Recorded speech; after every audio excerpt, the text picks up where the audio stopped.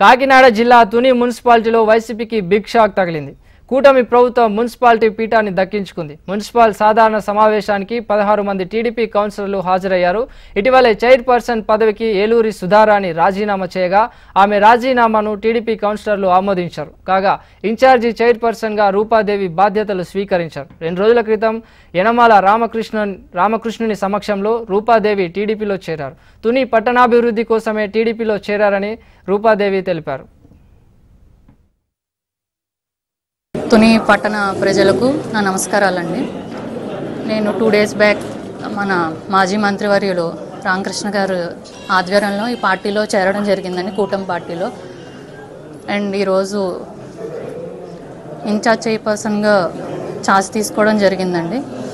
తుని పట్టణ అభివృద్ధి కొరకే ఈ పార్టీలో చేరడం జరిగిందండి. మేడం దివ్య గారి గైడెన్స్తో అభివృద్ధికై కృషి చేస్తానని కోరుకుంటున్నానండి.